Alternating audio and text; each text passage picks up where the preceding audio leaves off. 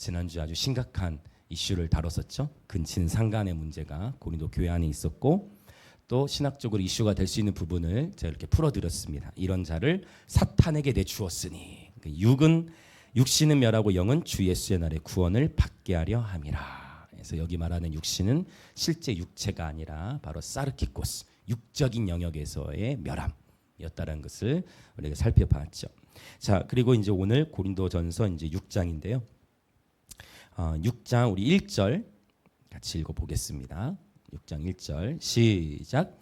너희 중에 누가 다른 이와 더불어 다툼이 있는데 구태여 불의한 자들 앞에서 고발하고 성도 앞에서 하지 아니하느냐. 아멘.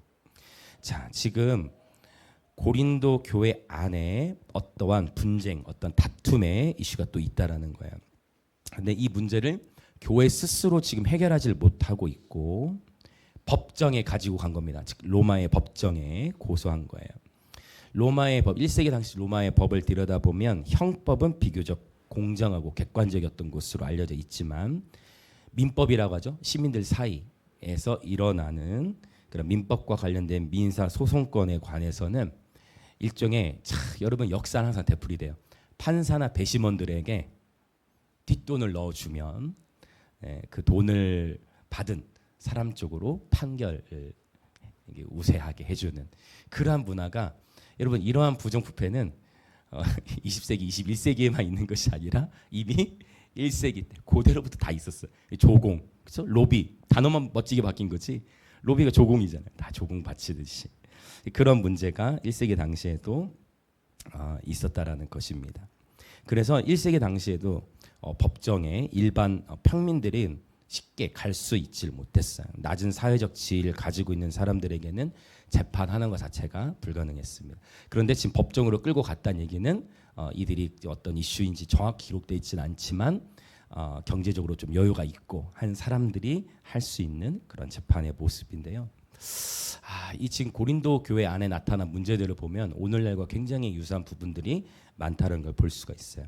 오늘날에도 전체적으로 교회들 안에서 터지는 이슈들을 보면 교회 안에 막 세습의 문제가 있으면 그걸로 인해 어떻게 합니까? 교회들이 그걸 가지고 또 법정에 그래서 막 재판하게 되어지고 또 공금 횡령 문제로 인해서 막 재판이 교회들 안에서 있었던 공금 횡령을 막 세상 법정에서 막 싸우는 일들이 일어나고 또 권위 있는 목회자들의 성적 일탈에 의해서 또 세상 법정에 또 가기도 하고 최근에는 굉장히 이슈가 되는 국제 아이압의 대표인 마이크 비클란 목사 안에서 그동안에 숨겨져 있었던 여러 이슈들이 터져지게 되면서 이런 것들이 이제 세상 법정으로까지 막 가게 되는 교회 안에서 치리하지 못하는 그런 영역, 세상의 영역. 그래서 이런 일들이 세상 가운데 자꾸 알려질수록 이제 교회의 덕이 되지 못한다라는 것을 바울이 이제 선언하고 있는 거예요.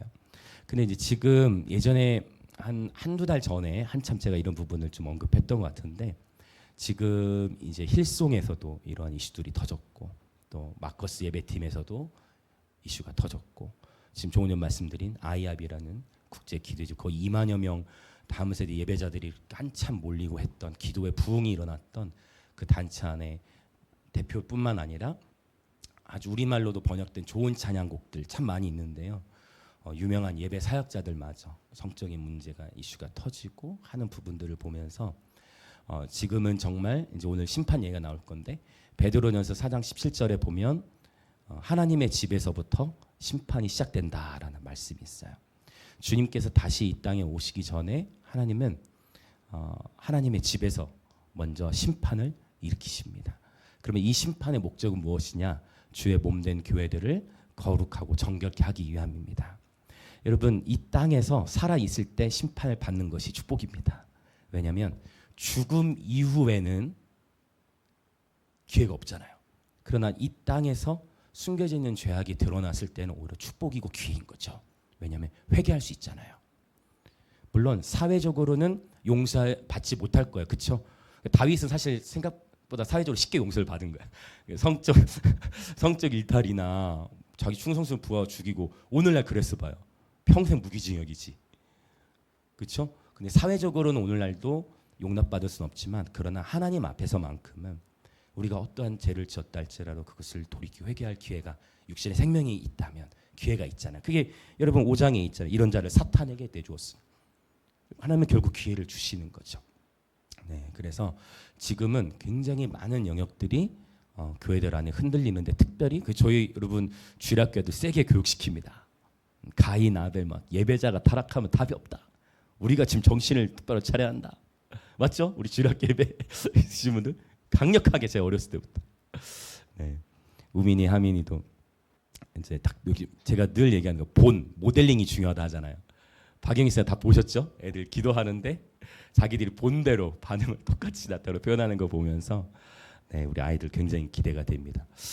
여러분 정말 특별히 예배자로 부름 받은 저와 여러분 그리고 예배자를 세워가는 데 있어서 늘 겸손하면서도 정결함을 유지하고 훈련하는 것이 굉장히 중요한 그러한 이슈인 것 같습니다. 그래서 주님 말씀하시길 하나님은 겸손한 자에겐 더욱 그 은혜를 부어주시고 네, 마음이 청결한 자는 곧 하나님을 보게 될 것입니다. 할렐루야. 자, 계속 또 말씀을 좀 보겠는데 본문으로 한번 들어가 보면요. 2절 3절을 한번 보겠습니다. 2절 3절 같이 읽겠습니다. 시작. 성도가 세상을 판단할 것을 너희가 알지 못하느냐. 세상도 너희에게 판단을 받겠거든 지극히 작은 일 판단하기를 감당하지 못하겠느냐. 우리가 천사를 판단할 것을 너희가 알지 못하겠느냐. 그러하거든 하물며 세상 일이랴. 자, 지금 아주 흥미로운 이야기가 나왔어요. 성도들이 판단한다. 여기 쓰인 이 판단, 크리노라는 단어는 판단하다 또는 때에 따라서는 심판하다라는 의미로도 쓰이는데, 자, 성도들이 판단을 하는데, 즉 심판을 하는데 뭐와 뭐를 심판한대요? 첫 번째 2절에 있죠. 네, 세상을. 그리고 3절에 보면 네, 천사. 세상과 천사들에 대해서 누가 심판을 한대요? 누가요? 성도라고 표현이 되어 있습니다. 다시 이 부분을 이제 오늘 조금 더 설명을 많이 드리려고 하는데요. 하나님께서 성도들에게 심판하는 권세를 주십니다.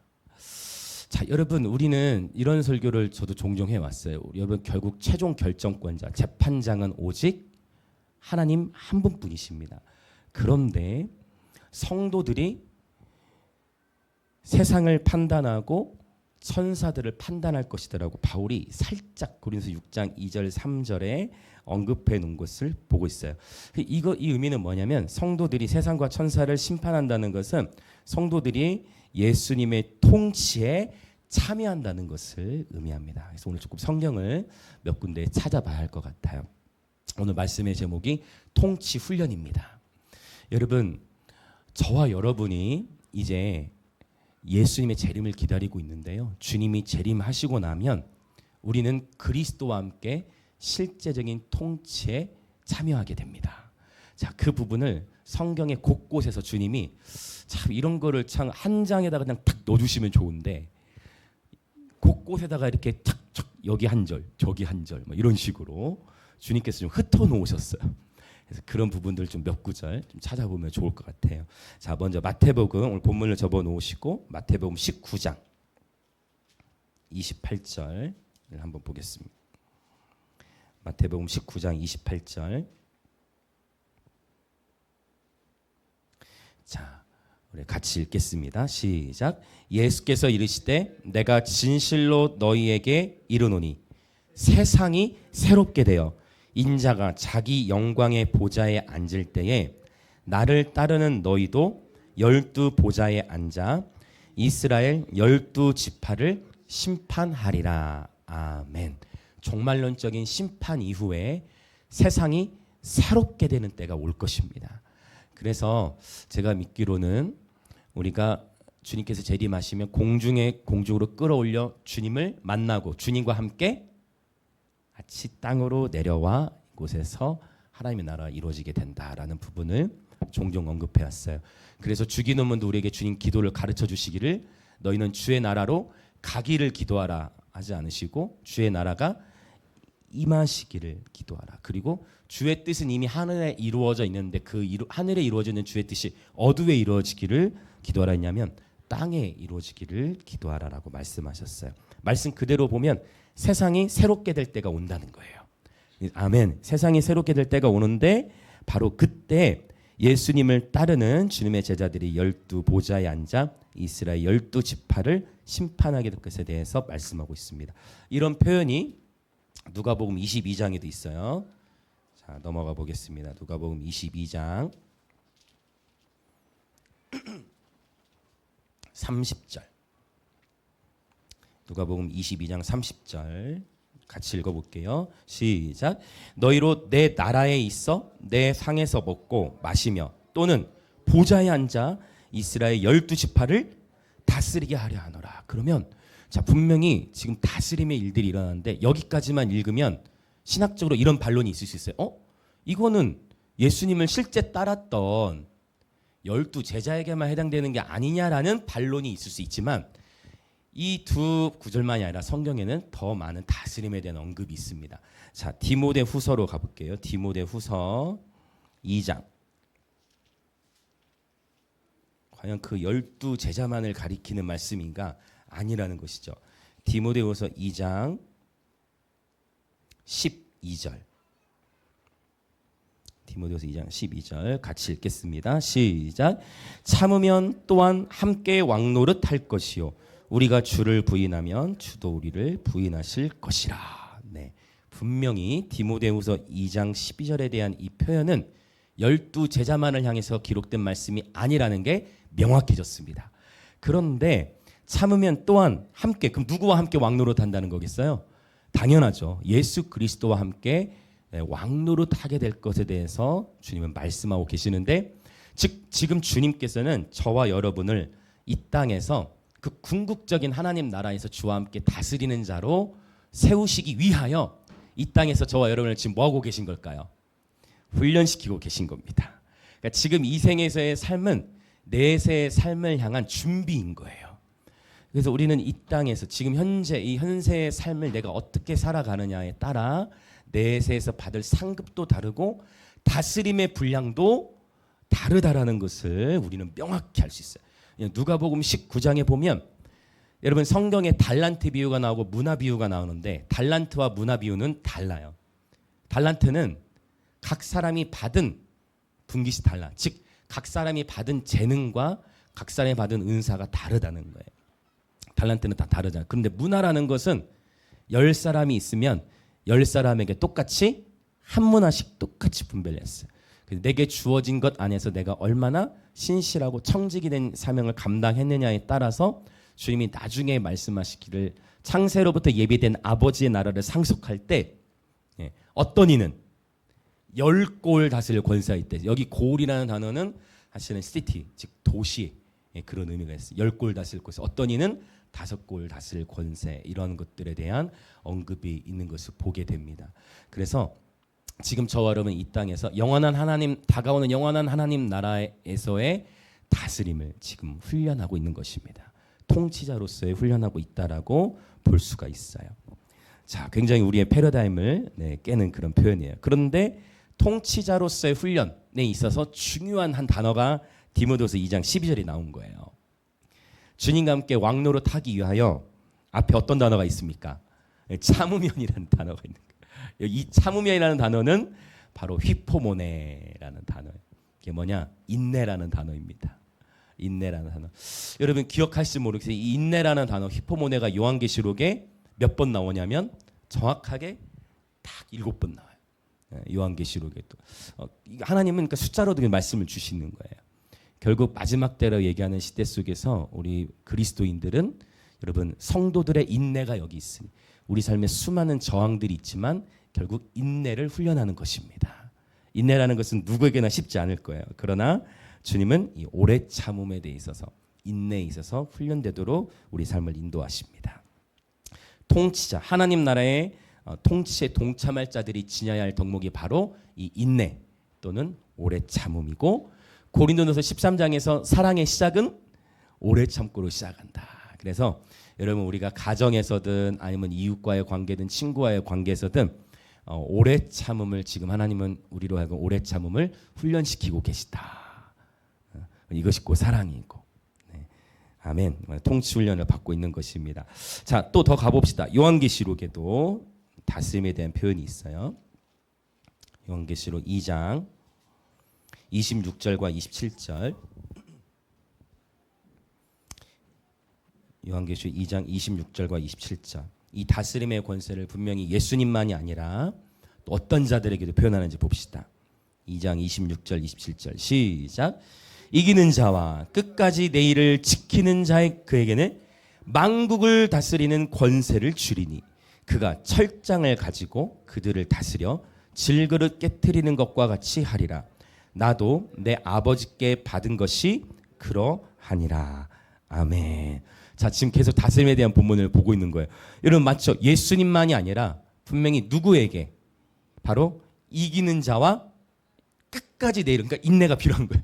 이기는 자와 끝까지 주님이 하라고 말씀하신 그 일에 순종하고 지키는 그에게 만국을 다스리는 권세를 주실 것이고 그가 실제 다스림의 권세를 행하게 될 것이다 라는 표현이 있습니다. 자, 이런 다스림에 대한 이야기가 또 요한계시록 20장에도 이제 언급이 되어집니다. 여기까지 다스림에 대한 이야기를 보고 다시 고린도전서로 갈 거예요. 자, 요한계시록 20장 자 4절을 보겠습니다. 시작. 또 내가 보좌들을 보니 거기에 앉은 자들이 있어 심판하는 권세를 받았더라. 또 내가 보니 예수를 증언함과 하나님의 말씀 때문에 목배임을 당한 자들의 영혼들과 또 짐승과 그의 우상에게 경배하지 아니하고 그들의 이마와 손에 그의 표를 받지 아니한 자들이 살아서 그리스도와 더불어 1000년 동안 왕노릇하니. 분명히 그리스도와 함께하는 왕노릇에 대한 언급이 나와 있고 보좌에 앉은 자들이 있는데 그 앉은 자들은 심판하는 권세를 받았습니다. 자, 지금 계속 제가 읽은 이 구절도 심판하는 권세 받은 자들의 쭉 언급이 돼 있는데 요한계시록 20장에서는 예수를 증언하고 하나님 말씀 때문에 순교한 자들 그리고 짐승과 그의 우상에게 경배하지 아니한 짐승의 표를 이긴 자들에 대해서 이런 그리스도와 함께 다스림의 권세가 주어진다라는 것을 표현하고 있어요. 자, 6절도 또 보겠습니다. 20장 6절 시작. 이 첫째 부활에 참여하는 자들은 복이 있고 거룩하도다. 둘째 사망이 그들을 다스리는 권세가 없고 도리어 그들이 하나님과 그리스도의 제사장이 되어 1000년 동안 그리스도와 더불어 왕노릇하리라. 아멘. 뜨거운 감자와 같은 1000년 동안 통치에 대한 본문을 제가 지금 읽었는데요. 여러분 6절에 보면 첫째 부활이 나와 있죠.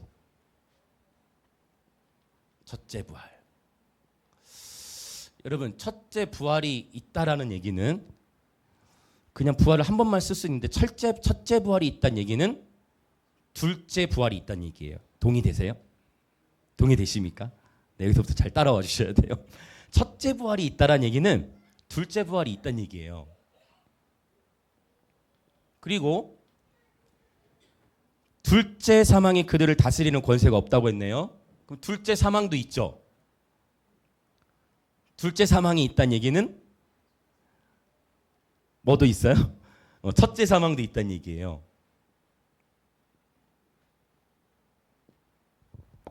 근데 이것을 자 그러면 여러분 이제 여기서 신학적인 견해가 이제 갈라져요.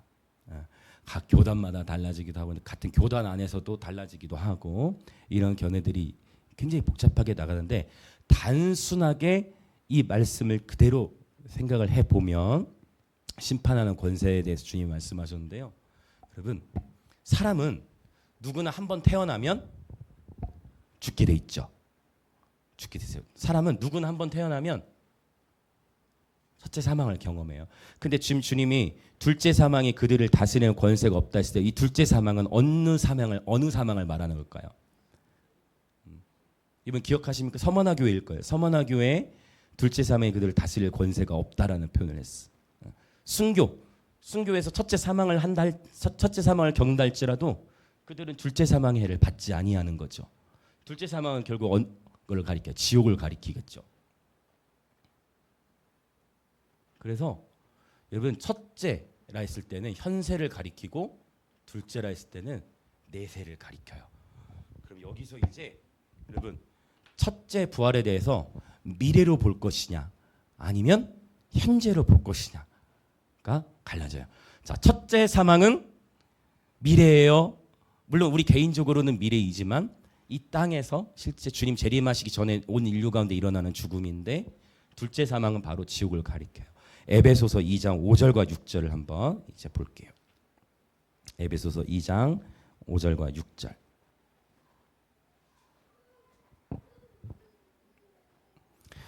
에베소서 2장 5절과 6절 같이 읽어보겠습니다. 시작. 허물로 죽은 우리를 그리스도와 함께 살리셨고 너희는 은혜로 구원을 받은 것이라. 또 함께 일으키사 그리스도 예수 안에서 함께 하늘에 앉히시니. 네, 앉히셨다라고 원문에 보면 앉히셨다로 나와요. 자, 일단 허물로 죽은. 자, 2장 1절도 얘기해요. 그는 허물과 죄로 죽었던 너희를 살리셨도다. 자, 다시 5절. 허물로 죽은 우리를 그리스도와 함께 살리셨다. 이 표현인 거예요. 그래서 첫째 부활을 여러분 영적인 부활로 인식할 수 있어요. 즉 저와 이제 침례식도 우리가 이제 다음 주에 하게 될 건데 저와 여러분은 허물과 죄로 인하여 죽은 자들이에요. 그러나 예수 그리스도로 말미암아 그분의 부활에 동참한 자들입니다. 저 여러분 안에 부활 생명이 있습니까? 저 여러분 안에 부활 생명이 있습니까? 예수님께서 요한복음 11장에 말씀하시기를 나는 곧 부활이요 생명이니 나를 믿는 자는 죽어도 살겠고 살아서 나를 믿는 자는 영원히 죽죠. 왜 영원히 죽잖아요? 이미 첫째 부활에 동참했기 때문이에요.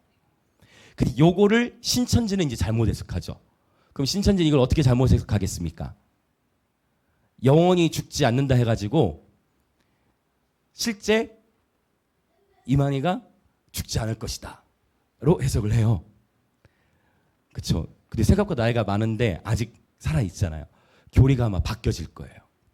바뀌어질 건데 어쨌든 이 말씀을 잘 해석해야 돼요. 다시 요한복음 11장에 분명히 나는 곧 부활이요 생명이니 나를 믿는 자는 죽어도 살겠고 살아서 나를 믿는 자는 영원히 죽자. 그러면 주님이 거짓말하신 걸까요?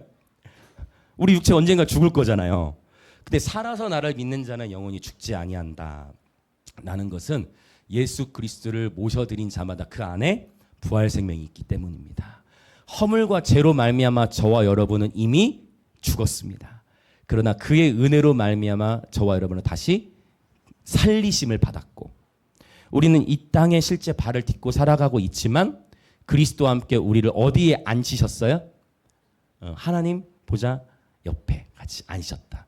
저와 여러분이 이 땅에 발을 딛고 있지만 또한 우리의 신분은 어디에 또한 속해 있어요? 하늘에 속해 있는 것입니다. 자, 옆에 계신 분이 인사합시다. 우리는 이미 하늘에 속한 자들입니다.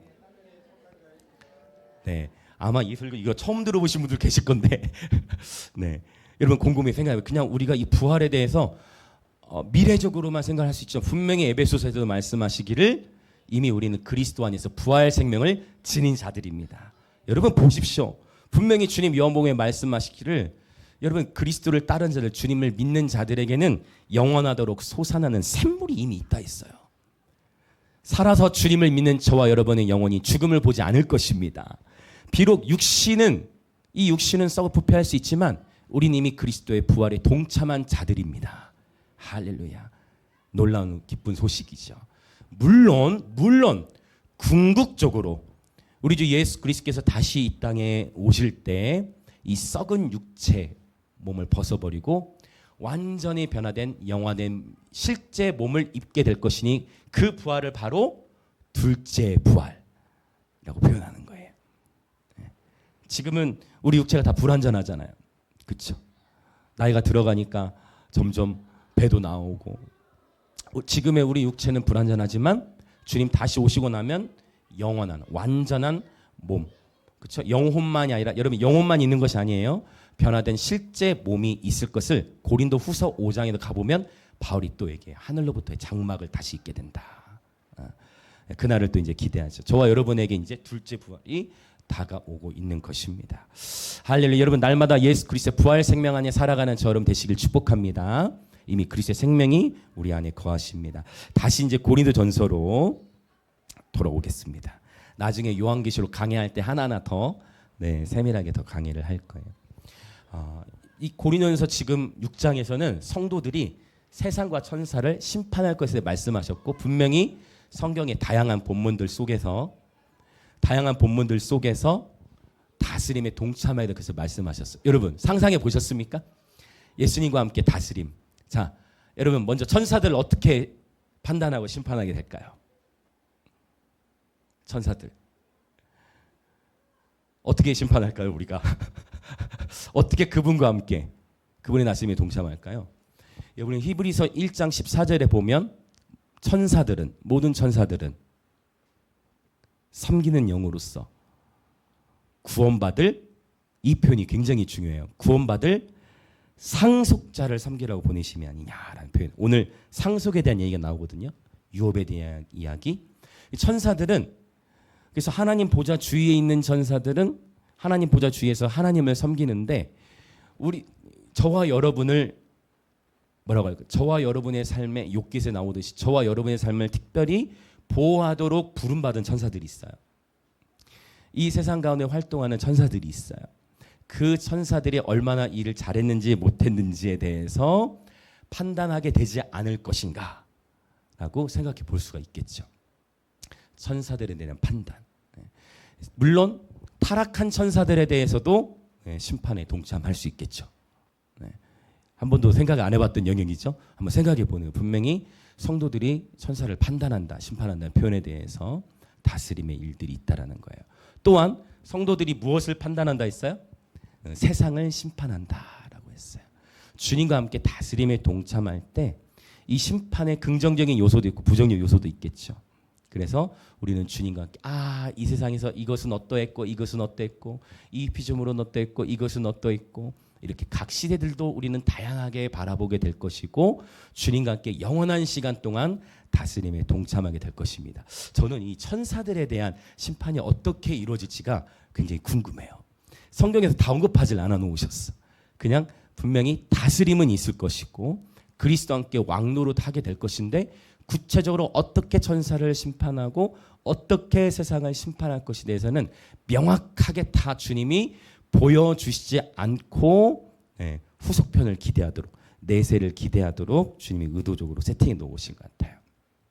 중요한 것은 저와 여러분이 이 그리스도와 함께하는 이 통치에 동참하는 예배자들 되시길 축복합니다. 한번 해보고 싶지 않으세요? 여러분 이 통치에 동참하고 싶지 않으십니까? 별로 기대감이 없으신가요?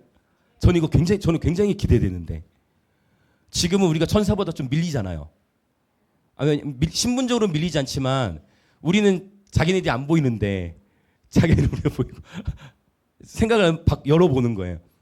지금은 우리가 좀 뭔가 더 밀리는 느낌도 있고 보이지 않으니까 이제 보는 게 중요하니까 근데 천사들은 다 보고 있고 그러나 역전의 때가 오는 거죠. 천사들이 이 땅에서 행한 일들을 향해서 누구누구 천사 어떤 천사 이렇게 이때 참 잘했네 이렇게 심판할 수 있는 정확히는 기록이 안 됐어요. 이단 아니에요, 여러분.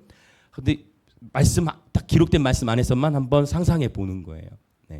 그 영원한 하나님 나라 안에서 영원의 시간 동안 그분과 다스림에 동참하게 될 때 만물을 다스리면서 하나님이 지으신 피조물들 이 땅에서는 여러분 무서워서 뱀 이렇게 만질 수도 없지만 그분의 완전한 나라 안에서는 뱀하고도 놀 수 있을 거고 사자하고도 놀 수 있을 거고 다양하게 피조세계 안에서 주님과의 친밀함을 누리고 만물과 소통하면서 누리는 영원한 하나님의 나라가 저와 여러분이 실제적으로 다가오고 있는 줄 믿습니다. 그리고 이제 바울이 다시 이제 고린도서 6장으로 돌아올게요. 여러분 한번 상상해 보시고 여러분도 묵상해 보셔서 구체적으로 어떻게 성도와 세상을 심판하고 판단하게 될지 나중에 나눠주십시오. 네, 굉장히 생각해 볼 필요가 있을 것 같아요.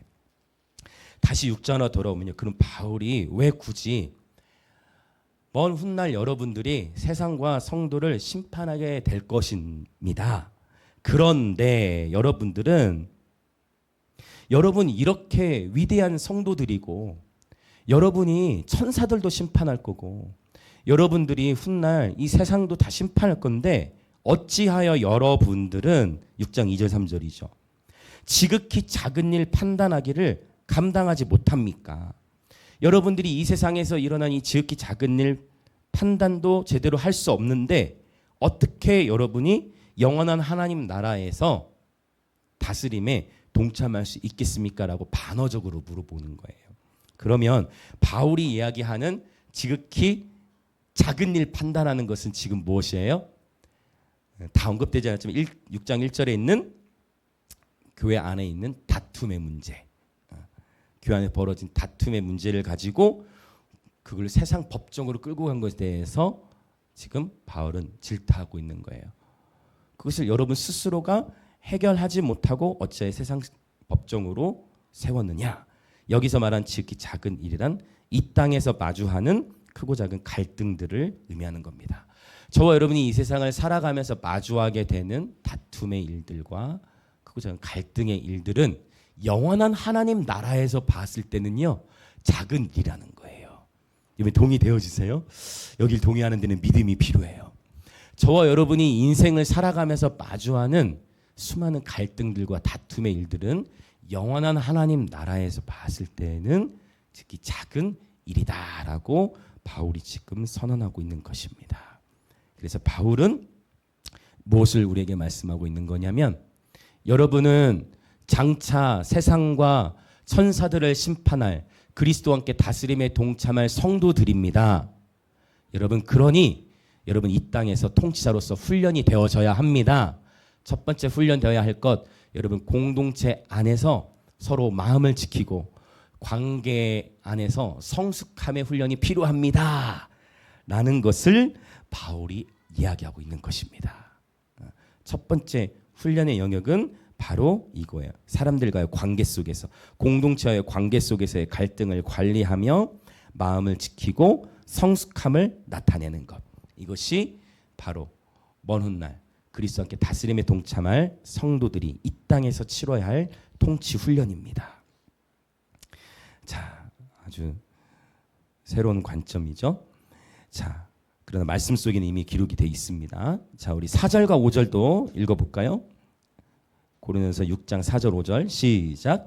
그런즉 너희가 세상 사건이 있을 때에 교회에서 경히 여김을 받는 자들을 세우느냐?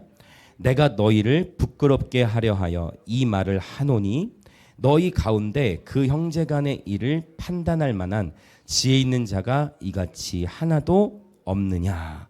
교회 스스로가 자정 능력을 상실했다라는 것을 지금 보여주고 있는 것입니다. 자, 계속 같은 맥락이에요. 6절 시작. 형제가 형제와 더불어 고발할 뿐더러 믿지 아니하는 자들 앞에서 하느냐. 아니 최고의 통치법인 하나님의 법이 이미 우리에게 주어져 있는데 어찌하여 세상의 법 앞으로 나아가서 교회 안에 있었던 문제들을 해결하라고 하느냐. 물론 하나님의 것은 하나님에게, 가이사의 것은 가이사에게 바쳐야 하지만 여러분 언제나 최상위의 법은 하나님의 말씀입니다. 하나님의 법, 최고의 법이 우리에게 있는데 어찌하여 그 문제 해결을 하지 못하고 세상 법정은 오늘날 지금 일어나는 일들이에요. 이 세상 가운데 오늘날의 교회들 안에 나타난 문제, 교회에 나타난 이슈 가지고 해결이 안 되고 계속 뭐만 일어나요? 다툼만 일어나. 서로 싸우고 막 분쟁하고 네가 맞다 내가 맞다 하면서 결국 해결 안 되면 세상 법정으로까지 가서 세상 가운데 또 알려지고, 그것은 옳지 못하다는 것을 표현하는 거예요. 자, 계속 같은 맥락 7절 시작. 너희가 피차 고발, 이제 피차 고발해요. 너희 가운데 이미 뚜렷한 허물이 있나니 차라리 불의를 당하는 것이 낫지 아니하며 차라리 속는 것이 낫지 아니하냐. 여러분 이런 거예요. 맞고소하는 거. 내가 고소를 당했어. 그러면 억울하니까 가만히 있을 수 없이 같이 맞고소 하는 그러한 것들. 자, 이거 지금 시대를 역행하는, 세상의 풍조를 역행하는 바울의 조언이에요. 조금 억울할 수 있어요. 왜냐하면 아니 내가 억울해 고소를 당했으면 당연히 나도 고소를 해야 하는 게 세상의 이치인데 바울이 얘기하는 것은 아니 그런 문제 가지고 피차 고발한단 말인가? 여러분 차라리 불의를 당하는 것이 낫습니다. 여러분 차라리 속는 것이 낫습니다. 라고 표현하고 있는 거예요. 이것은 마치 여러분 고린도서 3장 18절에서 다툼의 이슈 해결하지 못해서 분쟁이 터지고 세상 법정으로 나가는 것이 아니라 고린도서 3장 18절을 저희 세 번역으로 봤었죠. 이 표현 기억하십니까? 차라리 바보가 되십시오 라는 그런 표현이에요. 다시 바울은 십자가에서 또 언급하고 있는 거예요. 자, 계속 8절도 같은 맥락 같이 읽겠습니다. 8절 시작. 너희는 불의를 행하고 속이는구나. 그는 너희 형제로다. 그러니까 속이는 자가 되지 말라. 차라리 그러니까 그런 거 있죠. 알면서도 속는다는 표현을 쓰죠. 그런데 이 고소한 자들이 또한 어떤 모습을 보이냐면 고소한 자들이 그러면 옳았느냐? 옳지 않다는 거예요. 그 고소한 자도 어떤 문제가 있어요? 고소한 자도 불의를 행한다는 거예요. 그러니까 내가 좀 더 나은 것 같고 내가 좀 더 의로운 것 같아서 형제의 죄를 지목하고 당신은 이게 문제예요. 당신은 이게 문제예요. 당신 때문에 문제예요 하면서 고발하고 막 서로 싸우는데 알고 보니까 그 고발한 사람 안에도 어떤 문제가 있냐. 불의를 행하는 거예요. 어떤 불의이냐. 그게 9절 10절에 나와요. 자 이제 계속 더 전진해 나갑시다. 9절 10절 시작. 불의한 자가 하나님의 나라를 유업으로 받지 못할 줄을 알지 못하느냐. 미혹을 받지 말라. 음행하는 자나 우상 숭배하는 자나 간음하는 자나 탐색하는 자나 남색하는 자나 도적이나 탐욕을 부리는 자나 술 취하는 자나 모욕하는 자나 속여 빼앗는 자들은 하나님의 나라를 유업으로 받지 못하리라. 아멘. 바로 이제 여기서 하나님의 나라를 유업으로 받는 거. 즉 영원한 상속권이 저와 여러분에게 주어져 있는데 여러분 이 하나님 나라 안에서 다스림에 동참할 자들은 반드시 이 불의의 문제를 해결해야 될 줄 믿습니다. 네. 모르겠어요. 이 하나님 나라에서 다스림에 성경에 다 언급되지 않았으니까 다스림의 분깃도 정확하게는 언급이 안 돼 있죠. 그리고 어떤 자들은 다스릴 수 있고 어떤 자들은 못 다스린가 했을 때 적어도 이 불의가 있으면 이들은 하나님의 나라를 유업으로 받을 수는 없다라고 했는데 자 어떠한 일들 어떠한 문제들이 있는지 봅시다. 어떠한 영역의 불의한 일들인지 하나씩 볼게요. 자 9절 앞에 미혹을 받지 말라 다음에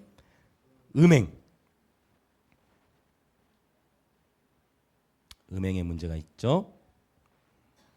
사실 여러분 타락한 천사들도 음행의 문제 이슈가 있어요. 이건 창세기 6장과 연결된 부분이에요. 그래서 이런 부분도 우리도 그리스도와 함께 심판에 동참하게 돼요. 그러니까 이런 거예요. 내가 먼저 심판에 동참하기 위해서는 음행으로부터 깨끗이 되어야 한다라는 그런 개념이 되겠습니다. 자, 음행이 있고 그 다음에 우상숭배가 있고 자, 그 다음에 또 뭐가 있죠? 간음이 있죠? 간음. 자, 그 다음에 약간 해석이 어려울 수도 있는 그러나 쉽게 정리될 수 있어요. 자, 간음 다음에 뭐가 나왔죠? 네, 독특한 단어가 나왔는데 탐색이 나왔고 그 다음에 남색, 탐색, 남색. 그 다음에 도적. 그 다음에 탐욕. 네, 그 다음에 술 취함. 맞네요. 술 취함. 그리고 모욕. 그 다음에 네, 속여 빼앗는 거, 사기, 속임. 이런 일들인데 여기 조금 다른 거는 다 이해가 되실 건데 탐색과 남색에 대해서는 설명이 필요할 것 같아요. 탐색과 남색은 둘 다 동성애를 가리키는데요. 네, 이미 알고 계신 분도 계시는데 탐색이라는 것은 헬라어로 말라코이라는 단어를 쓰는데 이 탐색은 그러면 동성애에서도 수동적인 역할, 여성의 역할을 감당하는 포지션에 있는 사람을 말해요. 그 다음에 이 남색이라는 것은 이것은 아르세노코이타이라는 단어로서 동성애 관계 안에서도 능동적인 역할을 하는 포지션에 있는. 그러니까 성경은 굉장히 이것까지, 즉 탐색과 남색, 동성애 관계 안에서도 능동적 역할을 하는 것도 죄고 수동적 역할을 하는 것도 죄다라는 것을 명확하게 언급하고 있어요. 그래서 조금 어려운 단어로 쓰여졌지만 여러분 성경적으로 동성애 자체는 찬성할 수가 없습니다. 동성애가 합법화되는 나라들 안에서 그런 말 들어보셨을 거예요. 목사가 동성애는 죄악이다라고 설교해가지고 감옥에 가는 이슈들이 미국에서 판결된 사례들이 있었죠. 그러니까 보세요. 세상 법정에서는 어떻게 돼버렸어요? 그래가지고 목사가 감옥에 가는, 벌금을 내지 못하면 감옥에 가게 되는 판결이 났어. 그러니까 세상의 법이 하나님의 법보다 위가 될 수 없는 거예요. 만약 우리 대한민국 안에서도 동성애가 죄라고 설교하면 지옥에 간다. 뭐 동성애자가 주례를 부탁했는데 주례를 거부한다. 그러면 그것에 대해서 아직은 우리나라는 게 통과되지는 않았지만 아실 거예요. 차별금지법이나 이런 영역이 법이 제정이 되면 그 이후에 이제 설교하거나 주례를 거부하면 그 자체가 벌금형이나 벌금 내지 않으면 징역을 할 수 있는 시대가 올 수도 있는 거예요. 그렇죠. 그러면 막 추진이 되고 있어요. 그래서 어느 날 여러분 저를 못 보시면 제가 감옥에 가 있을 수도 있다는 거. 그러니까 세상의 법은 완전할 수가 없는데 고린도 교회 사람들은 세상의 법정을 의지했다라는 거예요. 근데 여기서 이제 우리 한 걸음 더 나가야 될 게 있어요. 그게 뭐냐면 여러분 동성애에 빠진 자들도 구원을 받아야 할 긍휼히 여김을 받아야 영혼들인 줄 믿습니다. 주님은 이제 한 걸음 더 나가서 뭐를 우리에게 말씀하신 거냐면 여러분 동성애 데모할 수 있어요. 동성애 반대할 수 있어요. 그런데 이것만을 강조할 것이 아니라 우리가 간과하는 것들이 있어요. 우리가 간과하는 것들이 뭐가 있을까요? 여자를 보며 음욕을 품은 자마다 마음에 이미 간음하였느니라. 동성애에 대해서는 데모하고 반대하고 막 목숨을 거놓고자 하는데 정작 여자를 보고 음욕을 품은 자마다 마음에 이미 간음하였느니라. 정작 우리는 탐욕, 정작 술에 대한 문제 이런 부분을 작은 것으로 여기고 이 동성애 죄악은 더러운 죄악을 짓는 사람들 손가락질하는 것 자체가 하나님의 보시기에는 의롭지 못한 행위라는 거. 우리는 다 똑같은 죄인이었다는 거예요. 동성애 빠진 사람들 향해서만 손가락질할 자격이 없다니까요. 왜? 여자를 보고 음욕을 보는 자마다 마음에 이미 간음하였느니라. 술 취하. 우리는 어떤 생각을 하냐면 이 정도쯤이야. 뭐 술 좀 마시는 거 뭐 그거 아무것도 내가 뭐 무슨 뭐 큰 죄를 지었나? 그렇게 생각하시지만 주님이 보시기에는요 이 모든 것들이 불의에 해당하는 영역인 것입니다. 그러면 우리에게 해답이 없느냐? 절망이잖아. 우리에게는 소망이 없다. 여기까지만 보면 절망이에요. 내 스스로의 힘으로 의의 문제, 내 스스로의 힘으로 의롭게 될 수가 없다는 거야. 내 스스로의 힘으로 간음의 문제, 내 스스로의 힘으로 간음의 문제, 우상숭배의 문제, 탐욕의 문제, 속임의 문제, 이 문제를 해결할 수 없다. 그러나 다행히 11절에 딱 결론으로 해결책이 제시되고 있어요. 11절 같이 읽고 이제 오늘 기도하겠습니다. 자, 11절 같이 읽습니다. 시작. 너희 중에 이와 같은 자들이 있더니 주 예수 그리스도의 이름과 우리 하나님의 성령 안에서 씻음과 거룩함과 의롭다 하심을 받았느니라. 아멘. 이것이 우리의 소망이에요. 즉 오직 저와 여러분 스스로의 힘으로는 이 죄악, 이 불의한 일들을 해결할 수가 없어. 그리고 함부로 손가락질하지 말라는 거예요. 그래서 첫 번째 통치 훈련은 공동체와 사람들과의 관계 안에서 성숙함의 훈련하는 거고요.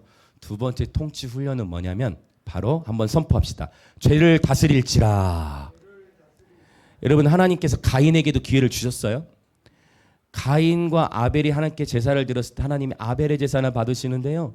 가인의 제사를 받지를 않으셨잖아요. 거기서 가인이 분노하기 시작했어요. 그러니까 벌써 아벨에 대한 미움 다툼이 살인으로 이어질 것 같으니까 하나님 뭐라고 말씀하시냐면 가인아 죄가 네 문 앞에 엎드러져 있다.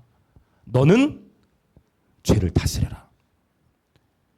할렐루야. 이거는 우리 앞에 쏘인 영원한 하나님 나라에서 통치자로 동참할 저와 여러분들이 이 땅에서 받아야 할 통치 훈련 중에 두 번째는 뭐냐면 바로 죄를 다스리는 것입니다. 죄를 다스리지 못하는데 어떻게 만국을 다스립니까? 죄를 다스리지 못하는데 그리스도와 함께 통치자의 삶을 살 수 없다라는 것이 바울의 언급이에요. 자, 옆에 계신 분들 좀 강력한 도전이지만 한번 선언합시다. 자, 옆에 계신 분을 향해 선포합시다. 죄를 다스립시다. 한 번 더 죄를 다스립시다. 아주 더 강력한 도전을 드릴게요. 이거 한 절 읽고 이제 다시 본문 보면서 이제 기도하려고 하는데 요한일서로 가봅시다. 저는 이 말씀에 전적으로 아멘이고 비록 저와 여러분이 이 말씀의 성취를 아직 다 못 이뤘다 할지라도 여러분 이 기준을 낮추지 말고 이 기준을 향해 살아가는 저 여러분이 되었으면 좋겠습니다. 자, 요한일서 3장. 이거는 교만함의 표현이 아니고 그리스도 안에서 실제 가능한 일이기에 우리에게 기록해 주셨다고 믿습니다. 요한일서 3장 6절 힘있게 우리 한번 선포합시다. 시작. 그 안에 거하는 자마다 범죄하지 아니하나니 범죄하는 자마다 그를 보지도 못하였고 그를 알지도 못하였느니라. 할렐루야. 아주 어마어마한 도전이죠. 자, 예수 그리스도 안에 거하는 자마다 뭐하지 아니하나니 범죄하지 않으니. 아이고 목사님 어떻게 우리가 죄로부터 자유합니까? 아이고 어떻게 우리가 불의하지 않을 수, 우리는 다 죄인인데 어떻게 죄로부터 자유할 수 있습니까? 여러분 주님의 임재 안에 거할 때 우리는 범죄하지 않을 수 있다고 주님 말씀하세요. 할렐루야. 벌써 주님의 임재 안에 있다 나오니까 하늘도 내 거야. 주님의 임재 안에 있으니까 무더위 속에서도 주님이 나를 사랑하셔. 하늘을 보는데 그 사랑이 느껴지는 거야. 왜? 어디 안에 있으니까? 주님 임재 안에 있으니까. 근데 언제 우리가 죄를 범하냐면요, 주님의 임재로부터 벗어나기 시작할 때, 나도 모르게 주님의 임재를 놓쳤을 때. 어쩌면 사역자도 사역은 했는데 주님의 임재 없이 사역할 수도 있더라. 주님의 임재 안에서 사역할 때는 공허함이 아니라 채우심이 있어요. 할렐루야. 더 볼까요? 이 한 절만 있는 게 아니에요. 뒤에 더 있어요. 요한일서 3장 9절. 3장 9절 시작. 하나님께로부터 난 자마다 죄를 짓지 아니하나니 이는 하나님의 씨가 그의 속에 거함이요 그도 범죄하지 못하는 것은 하나님께로부터 났음이라. 아멘. 일단 이것은 저와 여러분의 궁극적인 뭐라 그래요? 목표, 우리의 표대. 그 안에 거하는 자마다 범죄하지 아니하나니. 요한일서 1장에서는 하나님의 아들이 나타나신 것은 우리로 하여금, 이것도 읽읍시다. 읽니 나을 것 같아요. 요한일서 계속 보고 계시죠? 2장이에요. 2장 1절. 자, 볼까요? 2장 1절 시작. 나의 자녀들아, 내가 이것을 너희에게 쓰면 너희로 죄를 범하지 않게 하려 함이라. 만일 누가 죄를 범하여도 아버지 앞에서 우리에게 대언자가 있으니 곧 의로우신 예수 그리스도시라. 아멘. 아멘.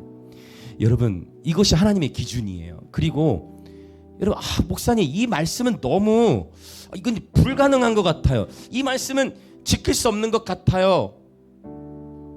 저는 그렇지 않다고 생각해요. 하나님은 이 말씀을 저와 여러분에게 주셨습니다. 강단에서도 이 말씀이 그대로 있는 그대로 선포되어야 될 줄 믿습니다. 우리가 붙잡아야 될 것은 하나님의 진리의 기준이죠. 물론 우리도 순간순간 살아가면서 주님의 임재를 놓쳐요. 순간순간 주님의 풍성 은혜를 누릴 때에는 여러분 우리 진짜 모두가 다, 근데 우리는 알잖아요. 24시간 매일 다 그렇게만 예배드릴 수는 없어. 우리는 여전히 일터로 가야 하고, 우리는 여전히 가정에서 맡은 일들 해야 되고, 우리는 여전히 세상 속에서 해야 할 수만 가지 일들이 있습니다. 그 역할들 속에서 싸워야 하기 때문에 이것이 쉽지 않은 여정이죠. 근데 우리에게 소망이 있는 것은 고린도전서 6장 11절이에요. 다시 한번 고린도전서 6장 11절을 또 선포합시다. 시작. 너희 중에 이와 같은 자들이 있더니 주 예수 그리스도의 이름과 우리 하나님의 성령 안에서 씻음과 거룩함과 의롭다 하심을 받았느니라. 아멘. 이제 오늘부터 여러분, 동성에 빠진 자들은 너무 타락했다라고만 생각하지 마시고 여러분 주님 앞엔 다 똑같은 거예요. 그래서 이제 저와 여러분의 이제부터 시작된 싸움은 뭐냐면 죄를 다스려야 하는데 내 힘으로 안 되는데 우리에게 놀라운 무기를 주셨으니 바로 예수 그리스도의 이름이 있습니다. 그리고 우리가 예수 그리스도의 이름을 의지하여 회개하고 기도할 때 이제 요한일서 1장 우리가 2장 3장 조금 전에 봤는데 1장에 그래서 뭘 얘기하는 거예요? 누구든지 너희 죄를 자백하면 하나님은 미쁘사 즉 하나님은 신실하사 너희 죄를 용서하시길 기뻐하신다는 거예요. 이것이 우리에게 소망입니다. 그리스도 예수 안에서는 결코 정죄함이 없음을 선포합니다. 오늘 다시 시작하는 거예요. 그래서 우리 안에 있는 이 영적 생명이 꺼지지 않도록 하십시오. 죄를 다스리는 저 여러분 되기를 원합니다. 잠언 18장 10절에 보면 이런 말씀이 있어요. 여호와의 이름은 견고한 망대라. 의인은 그리로 달려가 안전함을 얻게 되느니라. 바울이 아는 거예요. 너희 중에 이와 같은 자들이 있더니라는 표현은 뭐냐면 공동체 안에 우리 각 개인들은 누구 할 것 없이 바로 누구 안에 불의가 있다. 다른 사람 가리킬 것이 아니라 내 안에 불의함이 있다.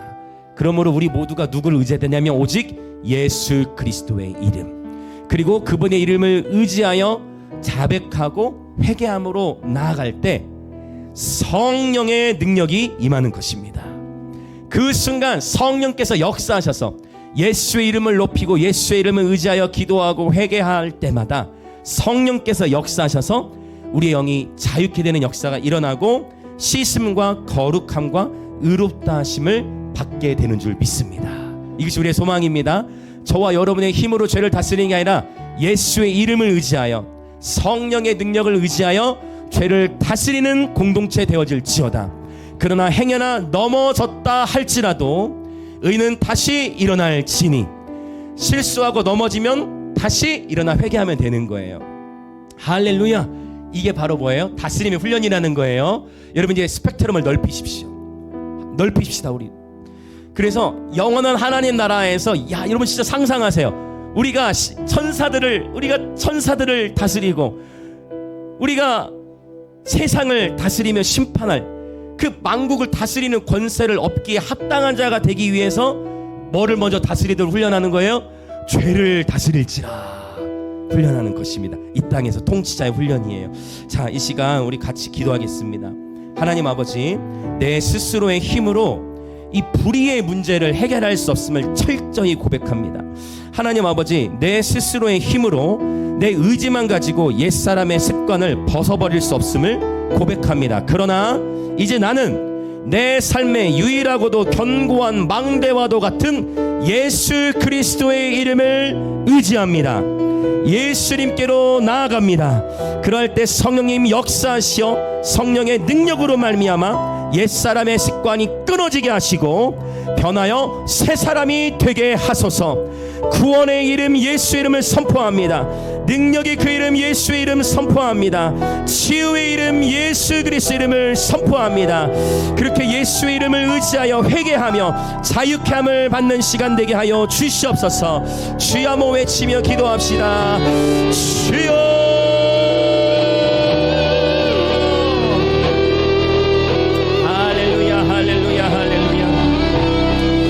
아버지, 이 고린도 교회 안에 있었던 수많은 문제들이 오늘날 이 세상 가운데서 실제로 보고 있는 문제들임을 우리는 알고 있습니다. 아버지, 교회 안에서의 이슈들이 터지면 교회 안에서 끊임없이 다툼과 논쟁만 있다 보니 교회 스스로 자정 능력을 상실하여 세상의 법정으로 나아가 재판하고 서로 고소하고 맞고소하고 하나님의 법, 최고의 법인 하나님의 법이 우리 안에 있지만 우리는 끊임없이 논쟁과 다툼을 해결하지 못하여 세상의 법정을 의지하는 아버지 이 오늘날의 모습이 이미 고린도 교회 안에도 있었음을 보게 됩니다.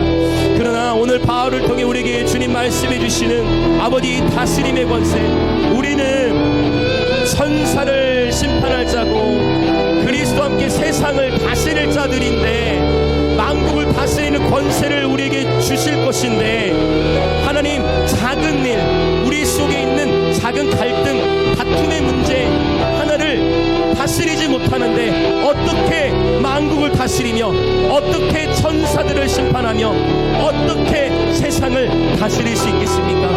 오 하나님, 오늘 우리에게 이 땅에서 통치자로서의 훈련을 시키시는 그 하나님임을 깨달아 아버지, 먼저 우리가 누군가의 죄를 손가락질하고 또 동성애, 그래요, 그 죄악 물론 큰 죄겠죠. 그러나 크고 작은 죄, 내가 지은 죄는 작고 동성애는 큰 죄가 아니라 하나님 보시기에는 음행이나 우상숭배나 간음이나 탐색, 남색, 도적질, 탐욕, 그리고 모욕, 속임, 술 취하는 것 자체도 동일한 불의인 것입니다. 이 불의가 있는 자들은 하나님의 나라를 상속으로 받을 수 없으니, 그러나 오늘 주님 우리에게 다시금 말씀으로 도전해 주시는 것, 그리스도 예수 안에서 결코 정죄함이 없는 것은 우리 주님은 신실하사 우리가 언제든 우리의 죄를 자백하고 주님 앞에 기도한다면 주님은 우리의 자백을 받으시고 우리를 씻어주시기 때문입니다. 여러분, 이 시간 우리 예수님의 이름을 의지합시다. 예수님의 이름을 의지하여 회개합시다.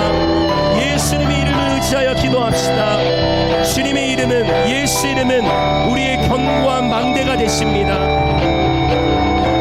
아멘, 할렐루야. 오직 예수의 보혈. 여러분, 이제 우리는 그리스도 안에서 변하여 새 사람이 되었습니다. 예전 것, 이전 것은 지나가고 새 것이 되었습니다. 오늘 또 다시 시작하는 것입니다. 그리스도 안에서 저와 여러분은 새로운 피조물이 되었습니다. 옛사람의 썩어져가는 습관을 벗어 던집니다.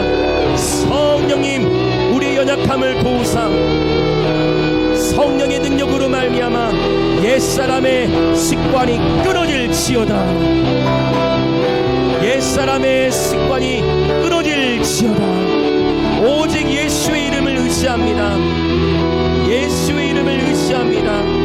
오 주님, 예수의 피로 뿌림을 받은 옷, 피 뿌림 받은 옷을 입은 예배자들 되게 하소서. 나의 힘과 능력으로 불의의 문제를 해결할 수 없기에 이 시간 철저히 우리 주 예수 그리스도의 이름을 선포하고 예수 그리스도의 이름만을 의지합니다. 오 주님, 죄를 다스려 오 주님, 그리스도 안에서 주 안에 거하는 자마다 범죄하지 아니하나니 아버지, 그리스도 안에 거하여 이 죄를 다스리는 예배자 되게 하시어 먼 훗날 주님의 나라가 임하셔서 그 다스림의 권세를 분배하실 때에 아버지, 여기 이 자리에 있는 모든 예배자들 하나님의 나라를 유업으로 받는, 상속으로 받는 영원한 하나님 나라에서 다스림에 동참하는, 여러분 이 땅에서 20년 30년 그 세상에서의 20-30년의 다스림보다 영원한 하나님 나라 안에서의 다스림을 기대하십시오. 영원한 하나님 나라 안에서의 다스림을 사모합시다. 아멘, 아멘, 아멘, 아멘. 오직 예수의 이름을 의지합니다. 예수 이름만이 우리의 견고한 망대가 되십니다. 우리의 죄를 자복합니다. 예수님, 우리의 음행을 회개합니다. 우리의 우상숭배를 회개합니다. 우리의 간음을 용서하여 주옵소서. 탐색과 남색, 아버지, 도적 빼앗고 탐욕적인 마음을 회개합니다. 우리의 술 취함을 회개합니다. 주님, 모욕하고 우리 안에 이 욕설을 회개합니다. 비방을 회개합니다. 사기, 속임을 회개합니다. 속여서 빼앗은 것을 회개합니다. 아버지, 정직한 예배자 되게 하여 주시옵소서. 할렐루야. 아버지, 하나님의 집에서부터 심판을 시작하시어서 하나님의 집들을 다루시는 것은 바로 주님 다시 이 땅에 오실 때에 그 다스림의 권세가 그 후에 회복되어야 하기에 주님, 하나님의 집에서부터 심판을 시작하신 줄 믿습니다. 하나님의 심판을 사모하는 예배자 될지어다. 하나님의 심판을 사모하는 예배자 될지어다. 하나님의 심판을 사모하는 예배자 될지어다. 아멘, 아멘, 아멘, 아멘. 아멘, 아멘, 아멘, 아멘, 아멘. 아멘. 우리 한 번 더 더 기도합시다. 예수 이름이 이 시간 우리를 자유케 하십니다. 마침내 성도들은 세상과 천사들을 판단할 것이에요. 신실한 성도들은 그리스도와 함께 통치할 것입니다. 영원한 하나님 나라 안에서 통치의 분량은 바로 지금 이 땅에서 내가 어떠한 삶을 살았느냐와 연결됩니다. 여러분, 영원한 하나님 나라를 위해 심으시고 투자하시고 준비됩시다. 우리는 지금 이 땅에서 통치 훈련을 받고 있는 것입니다. 그래서 내 삶 속에 있는 고난과 역경 속에서 여러분 인내를 선택합시다. 영원한 여러분 좀 인내, 길어야 100년 인내하면 됩니다. 100년만 인내하면 영원한 하나님 나라 열리는 것이에요. 여러분 넓게 바라봅시다. 이 땅에서 우리는 통치 훈련을 받고 있습니다. 그래서 우리 삶에서 마주하는 여러 갈등과 아픔들을 인내로서 감당하며 통치자로서 훈련을 받게 하소서. 아버지, 성도들과의 관계, 사람들과의 관계 속에서 성령의 능력을 힘입어 갈등을 잘 관리하고 마음을 익히며 성숙함으로 통치 훈련들을 잘 통과케 하여 주옵소서. 죄는 언제나 우리를 원하지만 예수의 이름과 성령의 능력을 힘입어 죄를 다스리는 예배자 되어질지어다.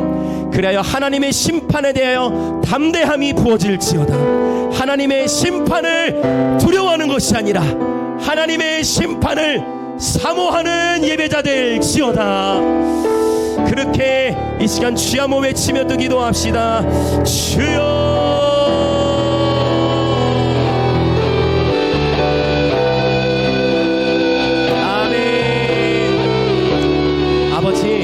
우리의 연약함과 수치마저도 십자가 앞에 다 내어놓습니다. 아버지, 길갈의 원리, 수치가 굴러간다라는 길갈처럼 아버지, 비록 우리가 구른다 할지라도 우리 삶이 구르는 처절함이 있다 할지라도 그러나 마침내 굴러가게 되는 것처럼 때로는 넘어진다 할지라도 마침내 죄를 다스릴지어다. 마침내 죄를 다스릴지어다. 아버지, 이것이 교만함으로서가 아니라 아버지, 교만함으로서가 아니라 아버지, 통치자가 될 예배자들로서 하나님의 영원한 통치에 동참하게 될 예배자들로서 이 땅에서 죄를 다스리는 훈련을 통하여 하나님의 나라를 상속받아 만국을 다스리기에 합당한, 주와 함께 만국을 다스리기에 합당한 예배자들로서 준비되게 하여 주시옵소서. 이 땅에서 우리가 통과해야 하는 수만 가지의 갈등과 아픔들을 주님 앞에 내어드립니다. 우리의 마음과 생각을 말씀 앞에서 넓혀주시고 그날에 성도들이 주님과 함께 다스림에 참여할 때 오 주님, 영원한 시간 동안 우리 주 예수 그리스도와 함께 그분의 통치에 참여하는 놀라운 권세를 이미 우리들에게 주고 계시오니 진리의 말씀을 붙들고 전진해 나가는 예배자 되게 하소서.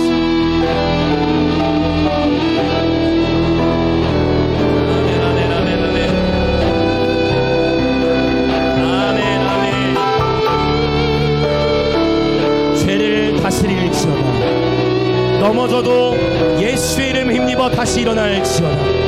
그리스도 예수 안에서 결코 정죄함이 없나니 의인은 7번 넘어져도 다시 일어나려니와 오뚜기처럼 일어날지어다.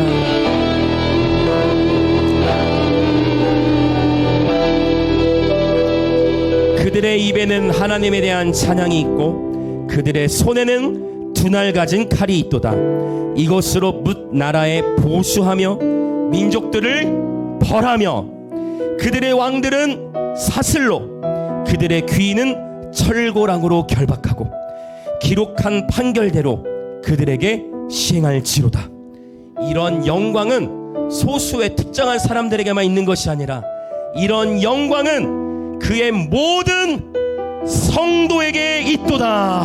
할렐루야. 이 다스림의 권세는 하나님께서 모든 성도들에게 주기 원하시는 것입니다.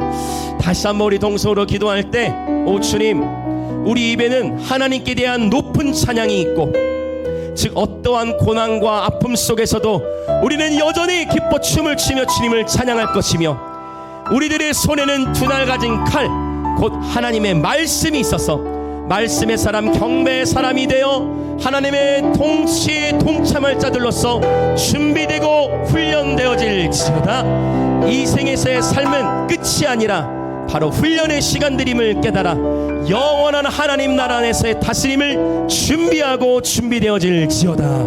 그렇게 다시 한번 주여 외치며 기도합시다. 주여, 오 하나님, 이 다스림에 대한 말씀이 시편 149편을 통해서도 우리 가운데 선포해 주시니 감사합니다.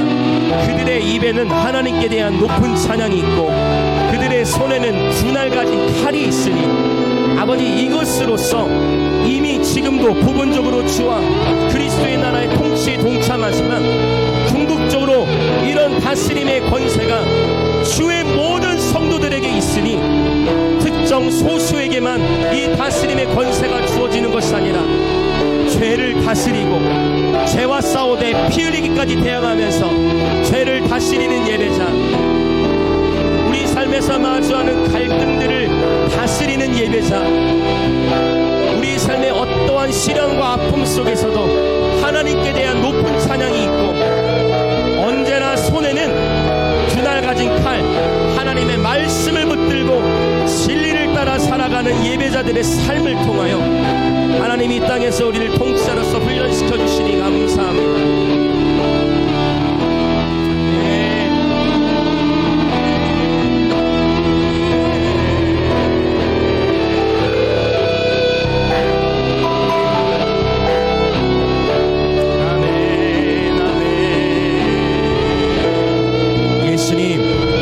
하나님 나라 안에서 어떠한 모양으로, 어떠한 분량으로 주님과 함께 다스림에 동참하게 될지, 아버지, 우리가 너무나 이 땅의 것, 이 아래 것에 너무나 묶여져서 우리의 생각과 하나님 나라를 바라보는 관점이 너무나 제한적인데, 오늘 성령님, 하나님 나라에 대한 시각을 넓혀 주옵소서.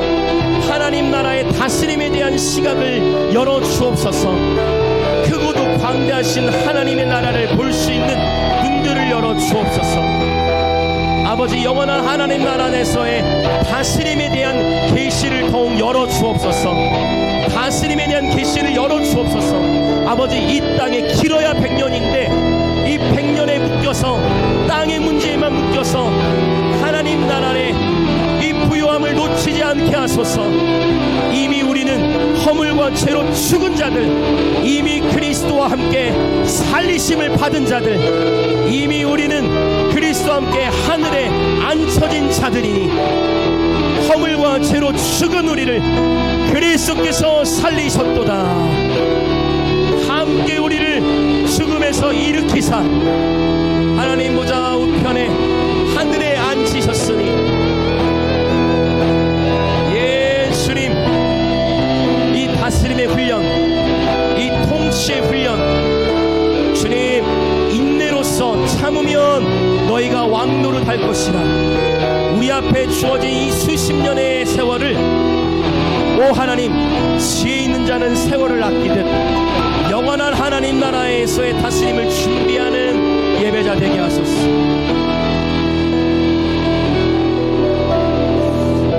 오 하나님, 우리는 눈에 보이는 대로 살아가기 쉽고 우리 감정에 느끼는 대로 판단하며 살아가기 너무나 쉬운 연약한 존재들입니다. 그러나 나의 힘으로 의롭게 될 수 없기에 예수님께서 십자가에서 친히 우리를 위해 죽으셨습니다. 오 주님, 예수의 죽음이 곧 나의 죽음이요 예수의 부활이 곧 우리의 부활임을 선포합니다. 그리스도와 함께, 아버지, 우리는 허물과 죄로 이미 죽었습니다.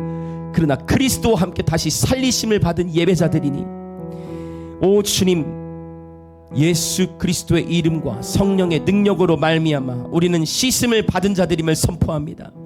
우리는 예수 그리스도의 이름과 성령의 능력으로 말미암아 거룩해 하심을 입은 자들임을 선포합니다.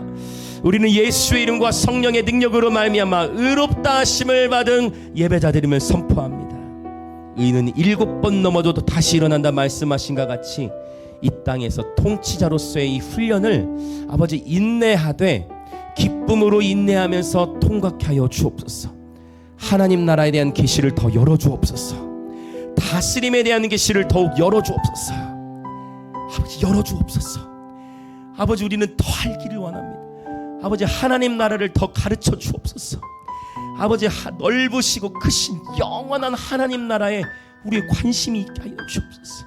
이 땅을 살아가면서 하나님 나라에 대한 관심을 빼앗기지 않게 하소서. 아버지 하나님 나라에 대한 계시를 더 풀어 주옵소서. 만국을 다스리는 권세의 분깃을 깨닫게 하여 주옵소서. 아버지 우리 영광의 임재에게 모든 지체들을 이 시간 무익한 종은 축복합니다. 아버지 하나님 나라를 유업으로 상속받을 예배자들로 준비되게 하여 주시옵소서. 영원한 하나님 나라 안에서 비록 어떻게 보면 이 세상에서는 많은 영광을 누리지 못한다 할지라도 세상이 말하는 화려함과 세상이 말하는 어떠한 그러한 성공이 우리에게 없다 할지라도 그러한 성공에 우리의 마음을 빼앗기는 것이 아니라 적은 능력을 가지고도 주의 말씀에 충성되의 삶을 살아내면서 영원한 하나님 나라 안에서의 통치와 다스림을 기대합니다. 우리의 시야를 넓혀주시고 우리의 마음을 열어주옵소서. 죄를 다스리는 예배자 되게 하소서. 우리 삶에서 마주하는 갈등을 다스리고 관리하는 예배자 되게 하여 주옵소서. 이 땅에서의 모든 갈등과 죄의 다스림의 이슈는 바로 통치자로서의 훈련의 과정, 왕의 훈련임을, 그리하여 왕같은 제사장이 무엇인지를 우리 삶으로 이 땅에서 체험하며 준비되는 예배자들 되게 하여 주옵소서. 아버지 오늘도 주 앞에 예물을 드립니다. 예물을 드린 모든 지체들 위해 하늘의 신령한 복과 땅의 기름진 복으로 축복하시고 주의 몸된 교회는 아버지 계속해서 북한과 감비아, 인도를 넘어 대한민국과 열방을 더욱 넘치도록 섬기는 교회 되도록 재정의 기름을 부어 주옵소서. 지금은 우리 주 예수 그리스도의 은혜와 하나님 아버지의 놀라우신 사랑과 성령 하나님의 감화 감동 교통하심이 오늘 이 땅에서의 삶은 영원한 하나님 나라에서의 삶을 준비하는 계절이요, 지금 우리는 이 땅에서 통치자로서의 훈련을 받고 있는 과정임을 깨달아 우리 마음 안에 있는 또 관계 속에서 경험하는 갈등들을 다스리고 관리하며 무엇보다 죄를 다스리는 훈련을 통하여 오직 예수의 이름과 성령의 능력을 힘입어 다스림의 훈련을 통하여 영원한 하나님 나라 안에서 만국을 다스릴 예배자, 이 주님의 다스림에 동참할 예배자들로 준비되기로 결단한 우리 영광의 임재교의 모든 성도들과 오늘 이 예배에 참여하는 그리스도의 몸의 모든 지체들 가운데에 지금으로부터 영원토록 함께 있을지어다.